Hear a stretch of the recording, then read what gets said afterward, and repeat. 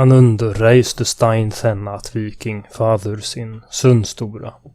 Anunder raised this stone after Viking, his father, Storis son. In the municipality of Haninge, in the old hundred of Yttratör or Sotholm, stands the runestone Sö269, speculated to have been carved by the runemaster Halvdan, and is dated to 1010 to 1050 AD. Description: the stone is roughly 190 centimeters tall, 1 decimeter thick and 1 meter wide. The ornamental animal sling is a leashed lindworm encasing a Christian cross. The style of the cross closely resembles that of other runestones in the area. The worm's artistic style corresponds to the styles of Ringerike. The runes are long branch runes, sometimes misleadingly called Danish runes. The language, as one would expect, is 11th century Swedish, also called Old East Norse or Runic Swedish. The left part of the inscription, right for the reader, is significantly damaged, and the name of a presumed child of Viking is lost to us. If, like many other runestones in the area, there was any form of ornament above the cross, it is now lost. Style. The style of the animal sling has elements of both styles of Ringerike, PR1 and PR2. The older style of Ringerike, PR1, as defined by Ann-Sofie Gräslund.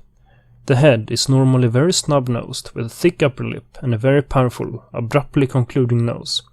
Round eye. The ears, in many cases too, are placed high, rounded and upright. Often a crown is made by the ears and one or several tabs with coiled ends. The mouth is usually open with a rather short underlip. Feet do not occur. The tail coiled, sometimes with a thumb-like extrusion. It may be comprised of several extrusions of equal length with coiled ends. Younger style of Ringerike, PR2, is defined by Ann-Sofie Gräslund. The head is dominated by the line from ear to nose being concave. The eye is round or teardrop shaped, sometimes with a dot in it. The ear is positioned high, upright or somewhat forward-leaning. The mouth is normally open, sometimes adorned by a tooth with a significantly upwards-leaning upper lip and nose. Often there is a balance between the upward-leaning line for the ear and the nose. Well-made nose party. Marked underlip in a half-circular bow. Feet are present only in exceptional cases, on short and slightly rounded legs. The tail is curled, often thickened with a thumb-like extrusion. The curl and extrusion often parallel the conjecture of the head. These styles of inscription are common between the years 1010 and 1050, and an important aspect of dating inscriptions.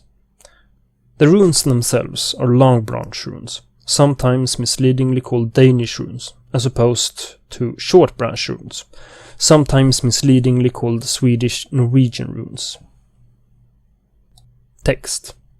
Anunder, lost. Reiste Stein thena at Viking, father sin, Sö269. Anund, lost. Raised this stone after Viking, their father, son of Stora. Anunder, son of Viking, grandson of Stora, raised the stone together with someone else, presumably a sibling. Location. Originally the stone stood where two old roads met. The road towards Tyresö to the northeast, and the large country road, going between the city of Stockholm to the north and the harbour of Nynäshamn, Sorunda and Ösmo to the south. It was moved to another location in 1970 in a grove. When Haninge Kulturhus, a library with focus on local history and genealogical research, was built in 2002, the stone was within sight of the building. But it was moved again in 2008 to its present location in front of the library entrance.